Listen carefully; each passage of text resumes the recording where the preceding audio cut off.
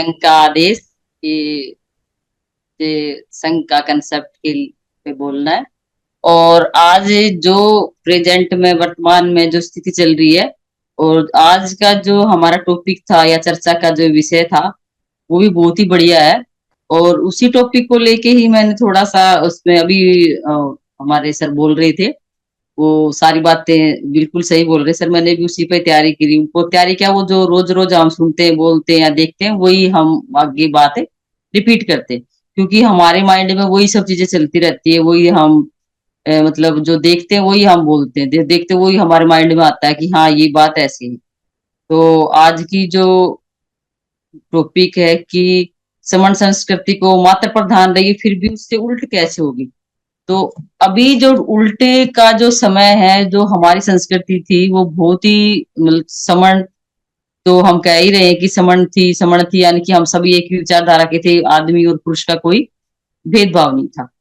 लेकिन जो आज का टाइम चल रहा है, अभी आपने देखा होगा, अभी भी जो हेडलाइन जो खबरों की बनी हुई है मेन मीडिया की, तो वो एक ऐसे, अब हमारे जो देश का जो फ्यूचर है, जो भविष्य है, उसको ऐसी जगह लेके जाना चाहती है कि वो क्वेश्चन ना करें, और एजुकेशन को खत्म करने का एक बहुत ही तगड़ा इनका मतलब एक खुफिया एजेंडा लगा लीजिए, या कोई हमारे देश को तबाह करने का कोई तरीका लगा लीजिए। क्योंकि जो जिस माहौल में रह रहे हैं वहां पे सबसे ज्यादा दारू ठेके, और ये जो जिसका हम नाम नहीं लेना चाहते, उनमें बच्चों को उन्हीं के फेरे डलवाते हैं, उन्हीं के मतलब फेरे का मतलब उन्हीं पे चक्कर लगवाते रहते हैं कि दिन रात उनके घंटे बजाते रहो, क्योंकि उनको उससे रोजगार मिल रहा है। और ये ऐसा एक क्षेत्र फील्ड है जिसमें कि एक पाखंडवाद और अंधविश्वास का कोई भी इलाज नहीं है। लोग कहते थे पहले कि लुकमान हकीम के पास हर चीज का इलाज होता था, लेकिन कहते थे कि शक का, जो जिसे हम डाउट कहते हैं कि उस पर डाउट करता है, डाउट का यानी कि शक का कोई इलाज नहीं। सेम ऐसे ही आज के टाइम में ये ऐसी चीज चली हुई है कि जो पाखंडवाद है, या जो हमारी संस्कृति में जो मिलावट की गई है, उसका भी कोई इलाज नहीं है। क्योंकि हम जो बातें धर्म वहां पे ही विफल हो जाता है जब हम साइंस साइंस के पास बहुत सारी ऐसी ऐसी टेक्नोलॉजी है, उन्हीं टीवी पर बैठ के जो साइंस ने आविष्कार किया था उस पे तुम मतलब ऐसी ऐसी बातें करते हो कि जिनका कोई सिर पैर नहीं होता। तो वहीं पे ये सब चीजें खत्म हो जाती है। लेकिन हमारी संस्कृति में जब मिलावट की गई, तो ऑटोमेटिक अगर हम दूध में कितना ही दूध हो, 5-10 किलो या क्विंटल दूध, और उसमें अगर हम एक नींबू डाल दें, या थोड़े दूध में एक बूंद भी नींबू की डाल दें, तो वो दूध नहीं रह सकता है, वो फट जाता है। और अगर ऐसे ही अगर हम उस दूध में थोड़ी सी चाय की पत्ती डाल दें, तो वो हमारे लिए दूध नहीं रह जाता, उसकी पौष्टिकता खत्म हो जाती है। वो भी फिर हम उसको चाय ही बढ़ा सकते हैं, चाय ही बोल सकते हैं, क्योंकि उसमें से हम दूध नहीं निकाल सकते, वो सॉरी मलाई नहीं निकाल सकते, या वो दूध की जो पौष्टिकता है वो खत्म होगी, यानी कि मिलावट होगी उसमें। तो जो कोई भी चीज है मिलावटी, वो हर हर समय में, हर काल में, हर युग में वो मानव के लिए हमेशा हानिकारक रही है। तो आज का जो समय चल रहा है वो बहुत ही ज्यादा हमारे लिए, हमारे समण संस्कृति के लिए, हमारे देश के लिए, क्योंकि देश तो हमारा है, उसके लिए बहुत ही एक खतरे का जो से कह दे साइन है। और औरत को कैसे मतलब उन्होंने कैसे गिराया, कैसे उसका मनोबल गिराया, कि जैसे ही पहले माता प्रधान जो समाज होता था, उसके बाद जब पितृ प्रधान समाज है, पैतृक जिसे बोलते हैं, तो उसके बाद औरत को इन्होंने जो वमन संस्कृति के लोगों ने, विपरीत विचारधारा के लोगों ने जो हमें औरत को इतना छोटा कर दिया, इतना तुच्छ कर दिया कि उसको एक भोग विलास की वस्तु समझा।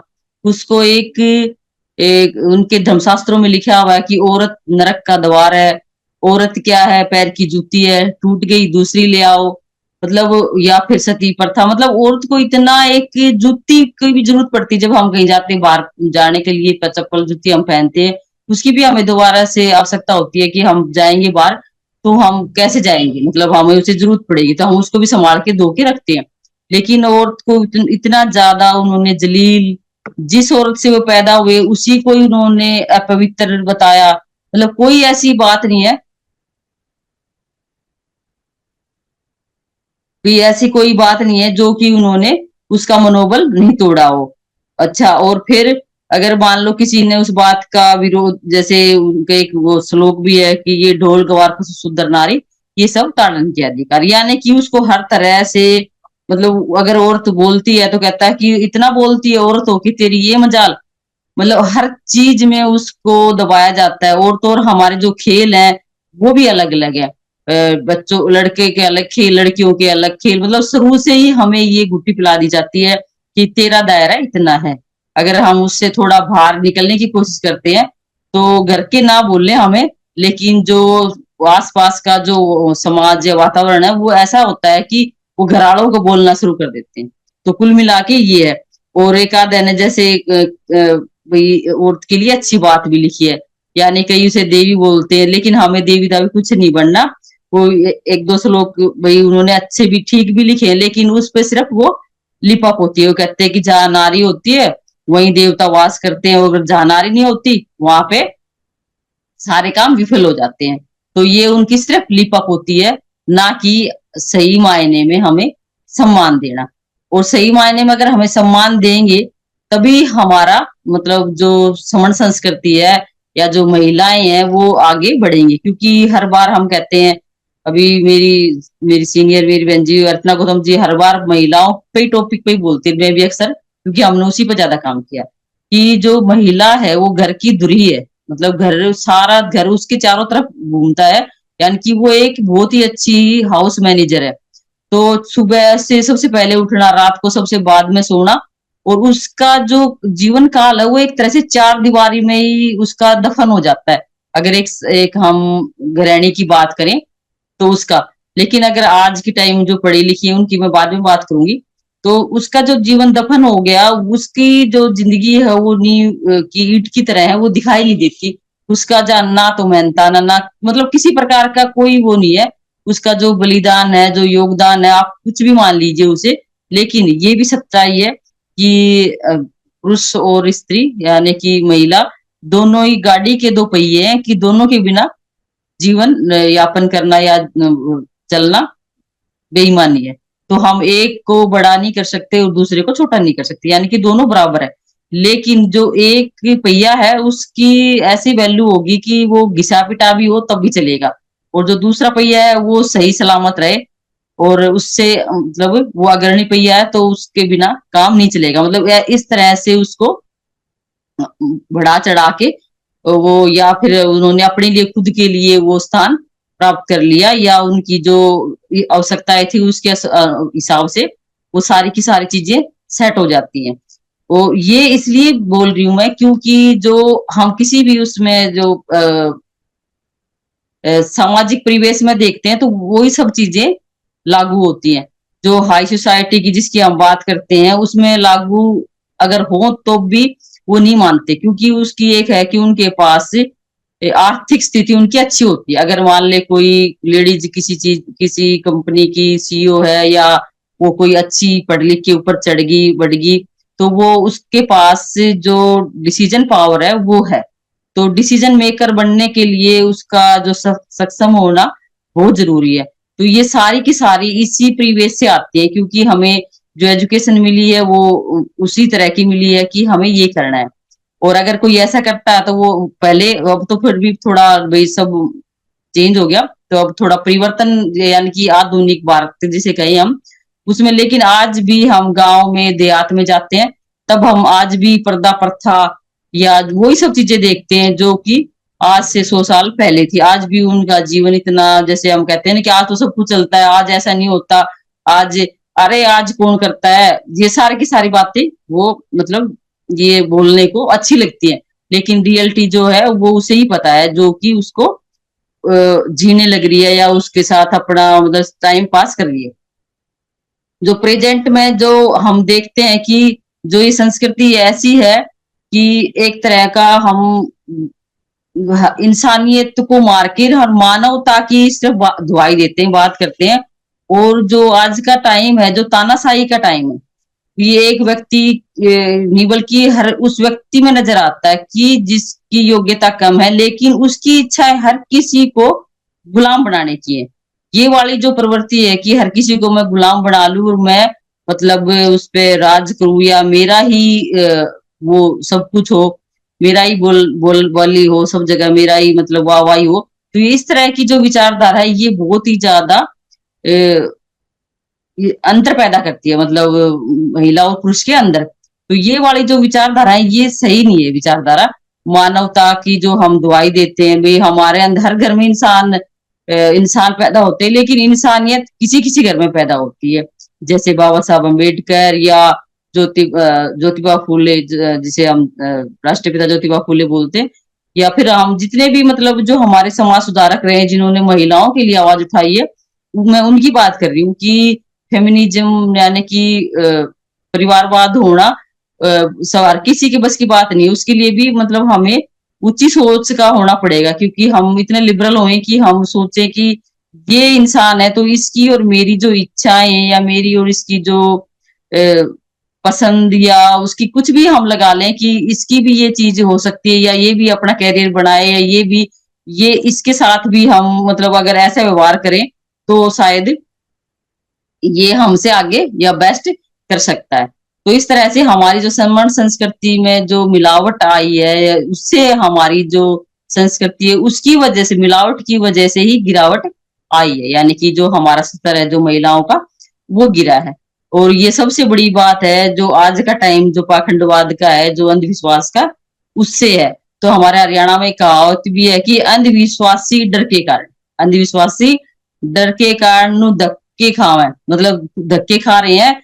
जिनके मन में डर को न उड़े भूत भागते पावे, यानी कि जिसके मन में डर नहीं है वहां भूत अपने आप ही भाग जाते हैं। डर का भय का भूत है, यानी कि तो हमें इन चीजों से बाहर भी निकलना पड़ेगा और अपनी संस्कृति को बचाने के लिए, जैसे हमें अब पता चला कि हम समण है, नहीं तो हम तो मूल निवासी बहुजन यही सब बातें अर्जक, मतलब समण संस्कृति माना दो संस्कृति यहाँ पे चल रही है। आज भी वही दो संस्कृति है, उसी दो संस्कृति की वजह से ही अभी जो ताजा जो कति लेटेस्ट आप उदाहरण देख सकते हो कि वो जो दूसरी संस्कृति है उनको हमारे महापुरुष बिल्कुल भी पसंद नहीं है। उनको बिल्कुल वो कहते हैं ना कि मैं इसे फुट्टी आंख नहीं, वही वो मेरे को सुहाता या सुहाती। तो ऐसे ही हमारे महापुरुषों की आज भी मूर्तियां तोड़ी जाती हैं या उनका अपमान किया जाता है, या मतलब अभी 26 जनवरी को, जिसको हम 26 जनवरी गणतंत्र दिवस यानी कि 26 जनवरी 1950 को जो हमारा संविधान लागू हुआ है, वो हमारे लिए 15 अगस्त से भी बड़ा है। क्यों बड़ा है? क्योंकि 15 अगस्त को हमें राइट नहीं मिले, हमें राइट 26 जनवरी 1950 को मिले जो भी मिला। या फिर 1860 में जो मैकाले आए थे उन्होंने जो शिक्षा का जो अभियान शुरू किया था उसमें भी हमें शिक्षा नहीं मिली। तो हमारे लिए सबसे बड़ी बात है 26 जनवरी का होना और गणतंत्र दिवस का होना। उसमें भी वो हमारी महापुरुषों की मूर्ति तोड़ते हैं और हमारे ही किसी साथी से तुड़वाते हैं। और ये इतनी बड़ी स्टेचू पे जो सीढ़ी लगा के चढ़ता है, ये एक सोची समझी साजिश है। ये हमें ये ये हमें मतलब उस चीज का एहसास हो जाना चाहिए कि ये जो समय हमारे लिए वो बिल्कुल भी सूटेबल नहीं है। यानी कि ऐसा काम में कि हम सारे के सारे अलग अलग बिखरे पड़े हैं। तो हमें एक जब तक हम नहीं होंगे, जो समण संघ ने हमारे लिए जो मुहिम शुरू की है वो हम समणों के लिए गुणकारी है। और ये जो विपरीत विचारधारा की जो विचारधारा है उसको भी हमें खुली आंखों से देखना पड़ेगा कि ये हमारे लिए क्या कर रहे हैं। अब 26 जनवरी को मैं भी एक प्रोग्राम में गई थी, बहुत बड़ा प्रोग्राम था। तो उसमें मैंने देखा कि वहां 50 से 60 बच्चे, छोटे छोटे जो 4-5 साल से लेके बच्चे और 14-15 साल तक के बच्चे मतलब डांस में थे। वहां पे रंगारंग प्रोग्राम, 26 जनवरी का मतलब पता नहीं। और उस 26 जनवरी को जो गणतंत्र दिवस या संविधान का जो गुणगान होना चाहिए, जो आर्टिकलों के बारे में बताना चाहिए, वो कुछ नहीं था। वहां पे ऐसे ऐसे गानों पे बच्चे डांस कर रहे थे जिन गानों का मतलब बच्चों को नहीं पता। इतने वल्गर मतलब गाने थे कि मैं बताऊं पोर्टल पर तो मुझे खुद अजीब सा लग रहा है कि मतलब बच्चों को तुम अच्छे गाने तो दे दो भाई, देशभक्ति के दे दो या बच्चों की ऐसी कंपटीशन करा लो कि भाई किसी आर्टिकल पे, या बच्चों को संविधान की का जो प्रिम्बल है उस पे कोई मतलब नहीं, कोई 26 जनवरी झंडा फहराया और वो शुरू हो गया एक पूजा के बाद। और मतलब मैं वहां देखती रहेगी, तो लंच में मुझे बोलने का टाइम मिल गया, तो मैंने अपनी बात रखी। मैंने कहा भाई यहाँ पे, और वो प्रोग्राम था कॉमन, तो मैंने कहा यहाँ भाई 26 जनवरी मना रहे हो तुम, अपने बच्चों को ऐसे ऐसे गानों पे डांस करा रहे हो, चलो अच्छी बात है, आप अपने बच्चे का मनोबल बढ़ाइए, मैंने किसी का मनोबल नहीं तोड़ा। लेकिन मैंने ये कहा 26 जनवरी का मतलब आप समझते हो? 26 जनवरी का मतलब है कि हमारे एक भाई कर रहा है कि आपने अपने नाम के आगे पंडित लगा रखा है, तो आप कैसे वो बीच में बोल रहा है मुझे ऐसे? तो भाई साहब आप मुझे बीच में इरिटेट ना करें। और तो मैंने उनको बताया कि ये जो संविधान लागू हुआ था आज के दिन, और वहां बहुत सारी महिलाएं थी, तो मैंने कहा बहनों आप जो आज इतने अच्छे से यहाँ पे बैठी हुई हो, ये सारी की सारी संविधान की देन है। ये बाबा साहब ने हमें लिख के दिया है, आर्टिकल 14 से 19 तक सारा हमारा महिलाओं के लिए है। मैंने कहा बच्चों के लिए, महिलाओं के लिए आप पढ़िए। यहाँ पे कोई मैंने कहा आपको बताने वाला नहीं है कि 26 जनवरी में क्या हुआ था। और सबसे बड़ी बात, जब 26 जनवरी पे वहां पे दिल्ली में भी परेड होती है, जल थल वायु तीनों सेनाओं का बल दिखाया जाता है कि हमारे पास इतनी तोप है, इतना गोला है। अरे तुम तोप गोला अपने संभाल के रखो। या जाखिया होती है, बस वहां पे भी रंगारंग रंग प्रोग्राम होता है। उस रंगारंग प्रोग्राम में बाबा साहब का जो संविधान की चर्चा होनी चाहिए थी, या संविधान के बारे में बताना चाहिए था, या बाबा साहब की जीवनी के बारे में बताना चाहिए था, वो कुछ नहीं होता। हमने तो आज तक कितने बड़े हो गए, लेकिन अब के बाबा साहब की एक देखी थी, और पिछली बार भी देखी थी, मतलब जो जाकी संविधान की बाबा साहब की, ने कभी भी जिक्र नहीं होता, क्योंकि इन्हीं चीजों से वो अपनी लाइन को बड़ी कर लेते हैं। कि जो बच्चों को भी ये है कि 26 जनवरी आएगी, या टीचरों को भी, कोई भी किसी भी फील्ड का हो, उनको सिर्फ 26 जनवरी देखने जाना है, परेड देखने जाना है। अच्छी बात है भाई, हमारे पास सारी चीजें हैं, हम देश के वही समर्थ कैटेगरी में आने वाले हैं, लेकिन ऐसे नहीं आ सकते। हम जब आएंगे, जब हम अगर हमारी ड्यूटी बनती है कि हम अपने बच्चों को बताएं कि 26 जनवरी का मतलब क्या है। तो मेरा यही कहने का था कि जो, हाँ, आज हम जो जिस बात पर चर्चा कर रहे हैं कि कैसे हम, मतलब हमारा जो समाज था वो बहुत ही बढ़िया था, यानी कि इतना अच्छा हमारा समाज था, हमारी जो पहचान थी वो बहुत ही बड़ी थी। विदेशों में भी आज भी कि हम कहते हैं कि मैं बुद्ध के देश से आया हूँ, भारत का नाम लेते ही, भारत ने कोई जाने ना जाने, जैसे ही कोई बुद्ध का नाम लेता है तो उसके आगे ऑटोमेटिक ही भारत नाम जुड़ जाता है। तो ये सब चीजें हैं जो मिलावट का कारण है, जो जिसकी वजह से हमारी ये जो संस्कृति है उसको हानि हुई है। और समण संघ में जो हम बहनें जो काम कर रही हैं इतने दिन, अब लगभग टाइम कितना हो गया, 4 साल के आसपास, इसमें हमने क्या सीखा कि यहाँ पे बहनों को, माताओं को, जितनी भी हमारी बहनें आती सभी को बहन बोलते हैं, हमसे छोटी हो या बड़ी हो, तो इतना मान सम्मान जो मिलता है कि सुरक्षा की गारंटी की, जब हमें हमें कोई बहन जी बोलता है तो ऐसा लगता है कि जैसे हम मायके में अपने पियर आ गए हो। तो ये जो फीलिंग है, ये हर बहन दे सकती है संग में आके। और वो फीलिंग कैसे आएगी? जब आप इसमें सच्चे मन से जुड़ोगे, जब आप कंसेप्ट को समझ पाओगे कि समण संघ का कंसेप्ट क्या है, क्यों जुड़े, किस लिए जुड़े, हम कैसे अपनी संस्कृति को आगे बढ़ाएं। तो मैं उन सब जो हमारे बुद्धिजीवी साथी हुए हैं, हमारे जो अभी भी है प्रेजेंट में, जिन्होंने ये संघ शुरू किया, मैं उनको हर बार यही बोलती हूँ अपने वक्तव्य में, उनको सलूट करती हूँ कि उनकी जो विचारधारा इतनी बड़ी, इतनी लिबरल, की उन्होंने, वो तो कहते हैं कि आप रोज आना, आप चाहे पूरा महीना के महीना आप अपना ये पोर्टल चलाइए, वो रेडी है हमें पोर्टल देने के लिए।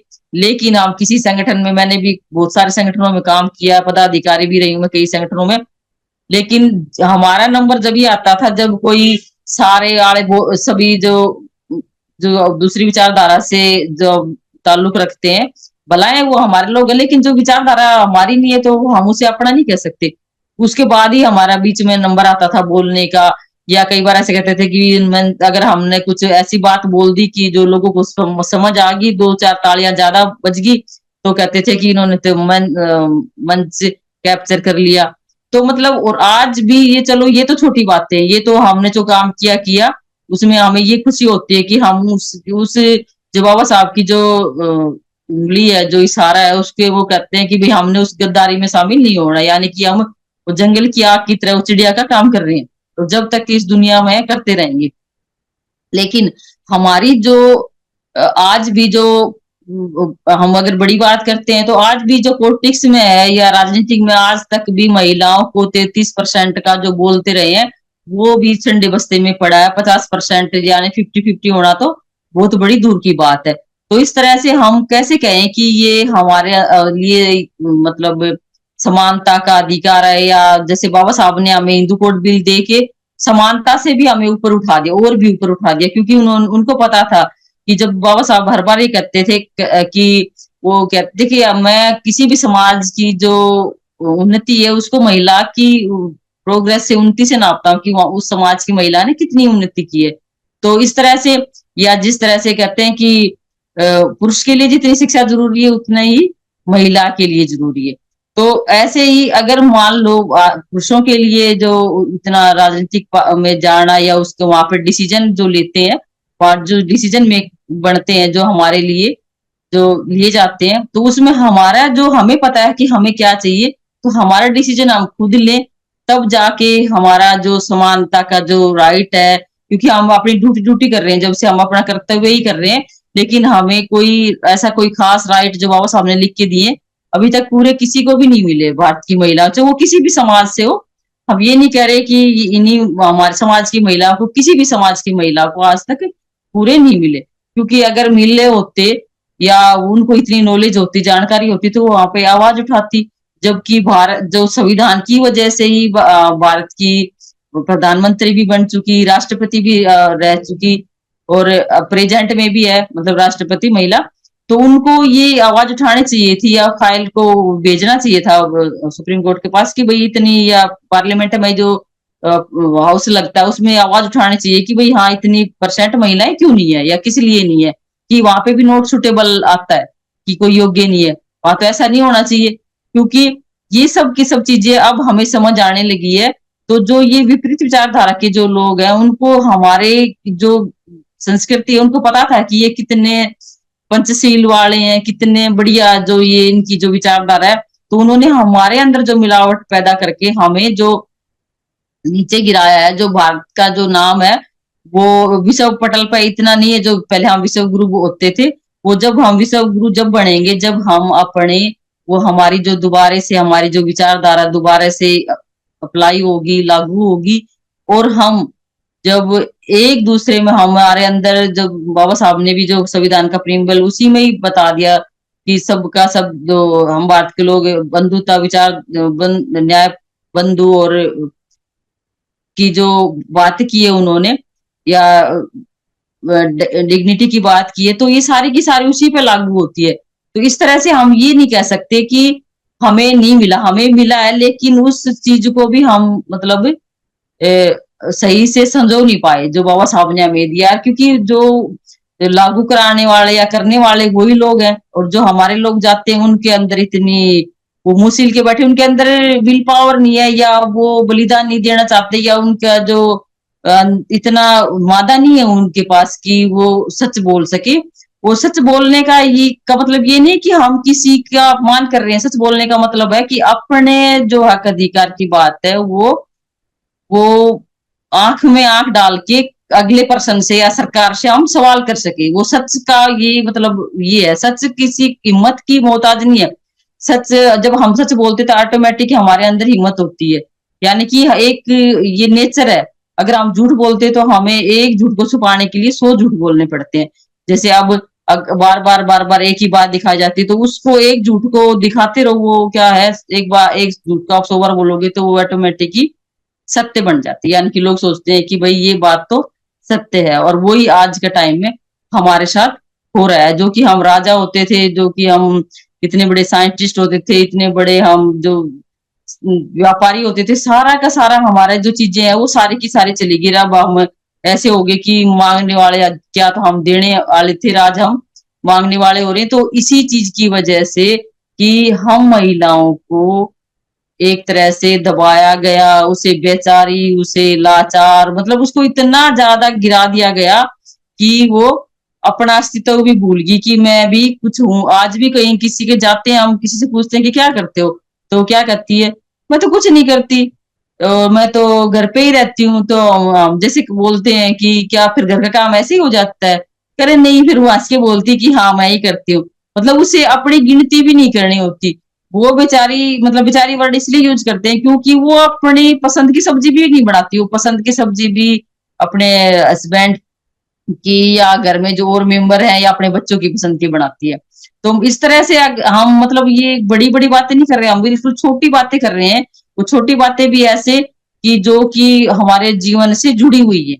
और साइंस का जो इतना बड़ा आज के टाइम में योगदान है, जो कि आज हम जो अच्छे अच्छे साबुन, शैम्पू और इत्र लगा के जो हम इतराते हैं ना, ये सारी की सारी साइंस की देन है। यानी कि जो सारी की सारी चीजें हैं वो साइंस से ही आई है। यानी कि जैसे जैसे जानकारी बढ़ी तो ये चीजें बनी। लेकिन हम इन चीजों को लगा के खाली इतराए नहीं, बस खाली हम ये ना देखें, उसके साथ हमने उन चीजों का ये भी देखना है कि ये चीज कैसे आई। खाली हमारी उस चीज से नहीं आएगी जो हमसे विपरीत विचारधारा की, उनके पास तो पहले से ही है, क्योंकि उन्होंने हमें जो बेवकूफ बना के जो अपनी दुकानदारी चला रखी है, उसको हमने कैसे अपना उस भलाई में, अपने अपने विचार में कैसे डालना है अपने, यानी कि विचार भलाई का मतलब है अपने बच्चों को हम कैसे शिक्षित करें और कैसे उनको रोजगार दिलाएं या अपना बिजनेस खोलें। ये मेन मतलब मोटो है हमारा कि हम अपने समाज को कैसे आगे बढ़ाएं, कैसे अपनी, मतलब कोई ऐसी चीज हमारे पास नहीं है कि जो कोई जादू की छड़ी, जिसे बोलते हैं मैजिक, की घुमाओ और मैजिक हो गया। तो दुनिया में मैजिक, तथागत ने भी कहा कि चमत्कार नाम की कोई चीज नहीं है। तो जब हम जिस जैसे जैसे महापुरुषों को पढ़ते हैं तो हमारे माइंड का जो दरवाजे हैं वो ऑटोमेटिक ही खुलते हैं, जो हमारा गंद है वो बाहर आता है। यानी कि गंद का मतलब है हम जो सोच नहीं सकते, जो छोटा सोचते थे वो हम फिर बड़ा सोचने लग जाते हैं। हम सोचते हैं कि अगर हम पहले इतने बड़े राजा थे या व्यापारी थे या हर चीज हमारे पास थी, तो आज हम ऐसे कैसे होंगे। तो हम यही सब जान के हमें पता चलता है कि इन सब चीजों के पीछे की जो बातें थी वो हमारी सारी की सारी इसी इन्हीं जो विपरीत जो संस्कृति थी उसकी वजह से हुई। और हमें अब जुड़ने और जोड़ने का काम करना कि क्या कैसे जोड़े कैसे ना जोड़े। सिर्फ जोड़ने जोड़ने जोड़ने के नाम पे ही हम आगे बढ़ते चले, बढ़ने का हमारा मेन मोटो है। तो मेन मोटो आगे बढ़ने का है तो कैसे कि हम सबको, जितने भी हम पोर्टल पे यहाँ बैठे हैं और जो मेरे से मन भाई सुने बहने, तो हमें क्या है, किक्कर नहीं बनना। किक्कर क्या होता है, किक्कर एक पेड़ है जिसे बबूल बोलते हैं हिंदी में, हमारे हरियाणा में किक्कर बोलते हैं। किक्कर का एक पेड़ ऐसा है कि उस किक्कर के पेड़ के नीचे कोई भी किक्कर का खुद का पौधा भी नहीं पनपता, उसका वातावरण ही ऐसा है, यानी कि वो किसी को पनपने ही नहीं देना देता। तो ऐसे हमें हमारे जो ये नेता लोग हैं, अब ऐसे बोलना नहीं चाहिए, ये किक्कर का ही काम कर रहे हैं। यानी कि जनता हम सारे क्या है, किक्कर के जो पेड़ के नीचे हैं हम, लेकिन हमें नीम बढ़ना। नीम के नीचे इतनी सारी, अगर कोई इतनी भी निमोलिया है तो सारी की सारी वो अंकुरित हो जाती है, पौधा बन जाती है।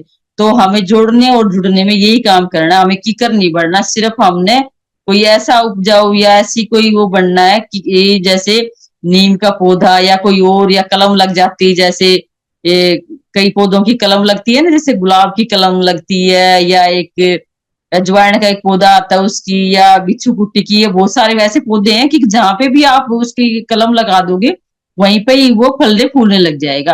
तो इस तरह से हमें वो ऐसा प्लांट की तरह बनना है, या गुलाब की जो कलम लगती है ऐसे बनना है कि हम अपने संग को आगे बढ़ाएं और उसकी कर के पेड़ की तरह ना बने कि वो किसी को फलने फूलने ना दे। हमें ये सब छोटे छोटे प्लांट ही फिर आगे जाके हम पौधे और पेड़ बन जाएंगे। तो इसी तरह से हमारा संघ आगे बढ़ेगा और फलेगा फूलेगा।